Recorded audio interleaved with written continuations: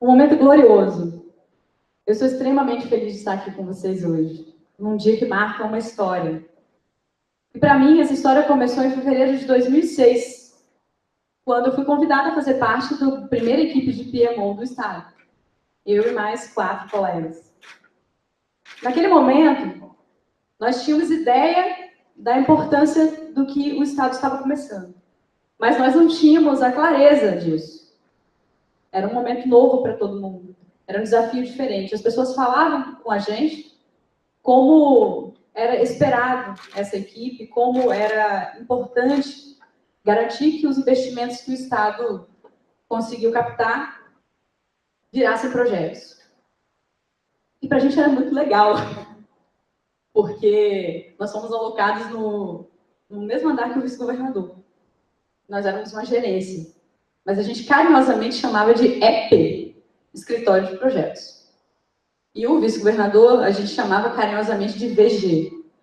A gente gostava muito de sigla, a turma era muito nova, né? O mais velho tinha 28, a mais nova tinha 22.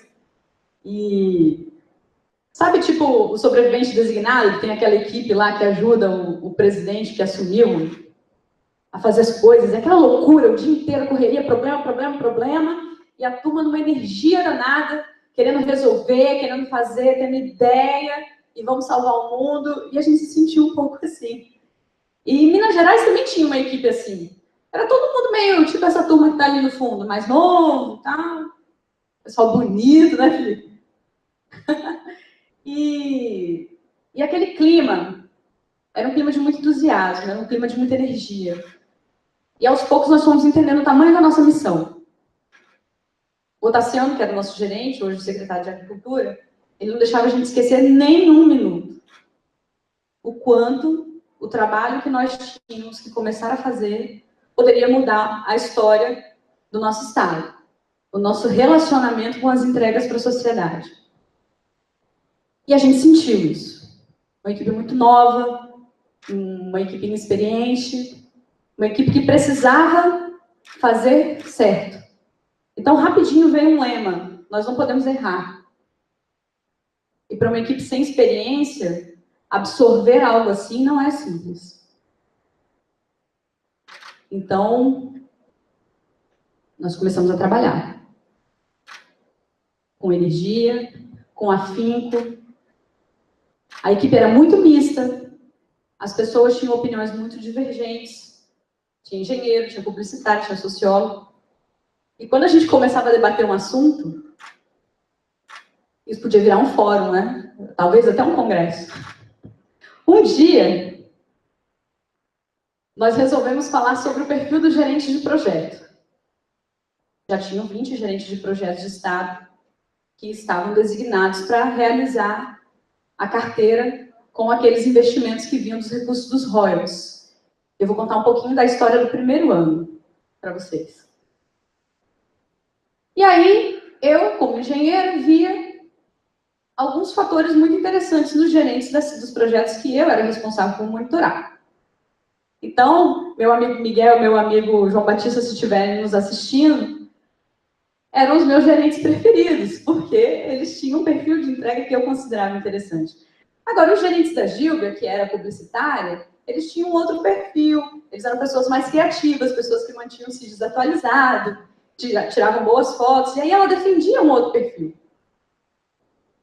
O Henrique, os dele, e o Léo, que era sociólogo, então nem imagina, né? A diferença na régua. Resolvemos fazer uma lista de critérios para saber como que os nossos gerentes estavam posicionados no que nós entendíamos que era importante do perfil do gerente de projeto. E aquele processo para a gente foi muito interessante, porque cada um defendendo um ponto de vista, nós chegamos à conclusão no final do dia, e apresentamos para o Tassiano, que nós tínhamos um problema.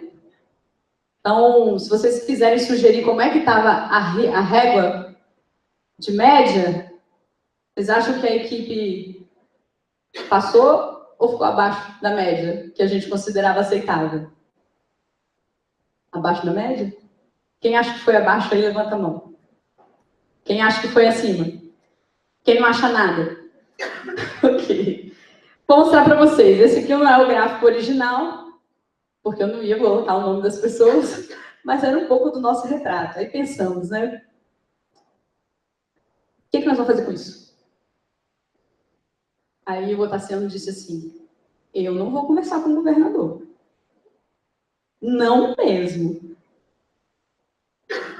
E dessa discussão, que nos durou uma tarde inteira, nós fizemos um grande alinhamento entre expectativas de cada um de nós que éramos do PMO.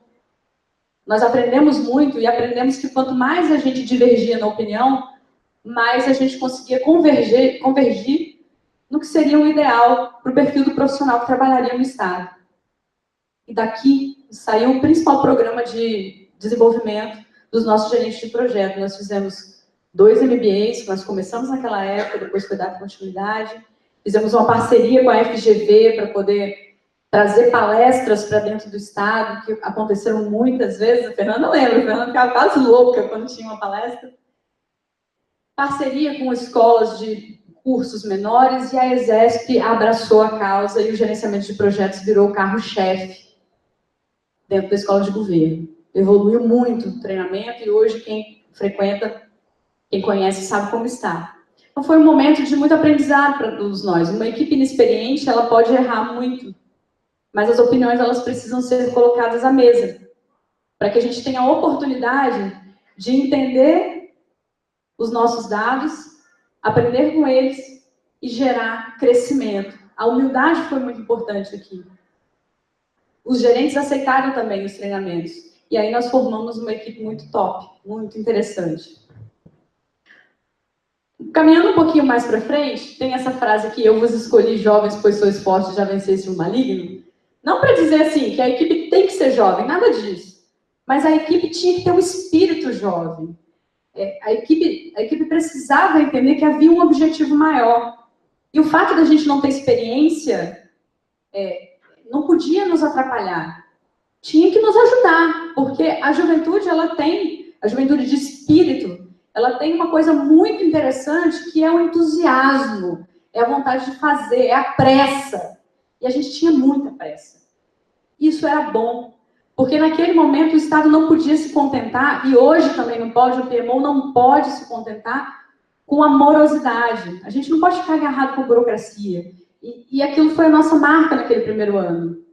As pessoas não gostavam muito da gente, era verdade isso, né? Porque a missão dada tinha que ser missão cumprida. E eu me lembro muito bem um dia que tocou o meu telefone, era uma segunda-feira, e aí tocou meu celular, eu atendi, era a Regina Curitiba. Vocês conhecem a Regina? Conhecem a Regina. Eu não conhecia. Aí era a Regina Curitiba. Eu sabia de nome que ela era a pessoa responsável pela captação de recursos do Estado. Então, Regina, se estiver ouvindo a gente também, ó, beijo no coração. A Regina disse assim, Juliana, o Tassiano me falou que você é responsável por monitorar as obras dos Transcol, não é? Eu falei, sou, Regina. Aconteceu uma coisa? Aí ela, aconteceu. Vai ter uma missão do BNDES sexta-feira, e a licença do Transcol precisa ser renovada até lá.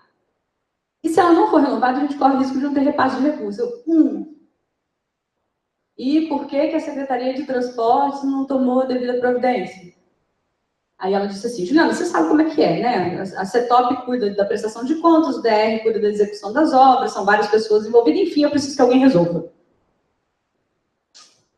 Legal. Já entendi. Aí Regina me passou um santo nome, Fernando Aquinoga, do IEMA. Ela falou, liga para ele. Aí liguei, Fernando, Regina me ligou, não, Juliana, eu já estou sabendo, ela já me explicou.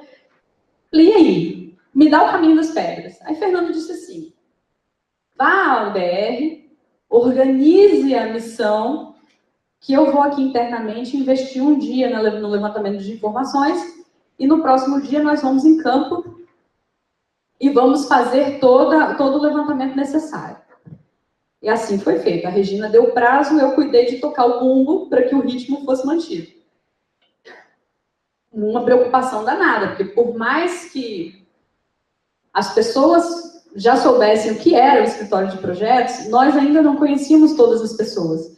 E muito menos tínhamos amizade delas. As pessoas, inclusive, tinham uma restrição muito grande com o nosso trabalho. Por quê? Ninguém queria prestar conta. Ninguém queria dar satisfação do que estava fazendo. Mas nós conseguimos organizar uma missão, e ela foi muito bem sucedida. Na quinta-feira, no final do expediente, o Fernando foi com a equipe dele do IEMA, terminaram o levantamento, emitiram a licença, e às 8 horas da noite chegou um fax com a cópia de licença lá no nosso escritório. Estávamos todos esperando, e a missão foi um sucesso. Por que eu estou dizendo isso? Porque quando a gente aceita uma missão do tamanho que nós temos, e no governo todas as missões são muito grandes, a gente não pode entrar perdido na história, a gente tem que chegar ganhando. É uma missão para ganhar, o prazo está dado. E aí, é bem-vindo aquelas pessoas que têm entusiasmo, aquelas pessoas que são jovens de cabeça, aquelas pessoas que vêm para dar um recado, para fazer o que tem que ser feito. As pessoas viam a gente assim na época, né? O pessoal achava que a gente era meio que o BOP, missão dada, missão cumprida. Depois a coisa foi ficando melhor, quando os resultados foram aparecendo, né? E um outro momento, eu me lembro muito bem que a gente teve uma reunião de análise estratégica. Cadê o Vitor Pestana? Vitor, a primeira reunião de análise estratégica que o Estado teve eram também os projetos de mobilidade urbana. E estava lá o vice-governador, estava o Bragato, tinha alguns secretários, o secretário Regis também estava. Nós ficamos 15 dias montando um relatório, o relatório estava todo validado, tudo certinho. Vamos para a reunião. Beleza, vamos arrasar.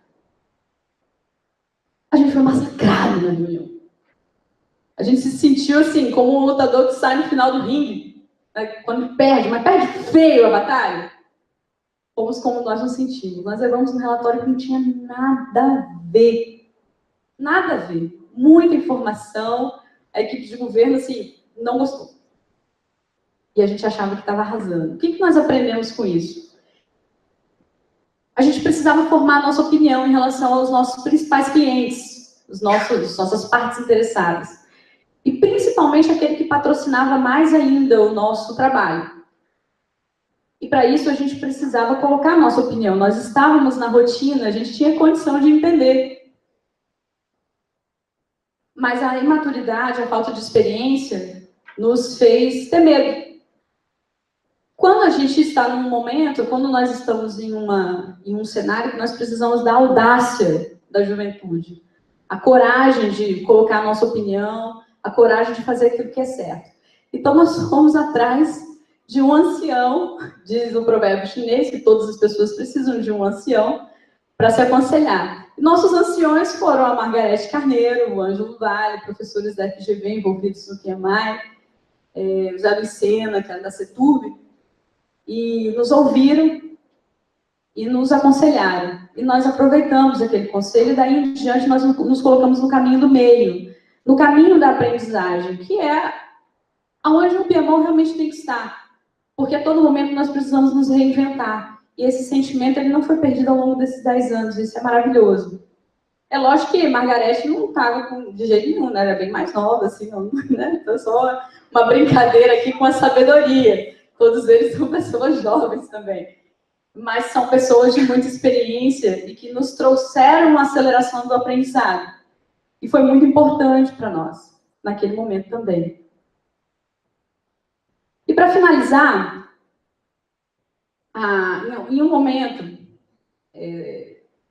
existe aquele momento onde a gente entende que o servidor público, ele não é aquela pessoa que está no público ou que está no privado. O servidor público é aquela pessoa que, em vez de perguntar o que o Estado faz por mim, ele pergunta o que eu posso fazer no Estado, pelo Estado, pelo meu Estado. Quando a gente faz essa pergunta, a gente, independente de onde a gente esteja, em qual esfera, hoje eu sou no privado, não sou governo mais, mas eu me sinto servidora pública, porque tudo que eu faço é em prol do benefício da população, da onde a gente vive. E esse tem que ser o nosso espírito, o espírito da pessoa que está no Piemont. O que eu posso fazer pelo meu Estado no tempo que eu tenho. E assim, eu quero aproveitar esse momento para agradecer muito ao Regis, que foi a pessoa que teve a visão, que lá em 2005, 2006, acredito eu, ele teve a visão, ele teve um objetivo principal definido, e ele foi lá e fez acontecer. E hoje nós estamos aqui, podendo comemorar 10 anos, podemos comemorar a excelência em gestão de projetos e a referência que nós somos para o Brasil todo. Muito obrigada a todos vocês.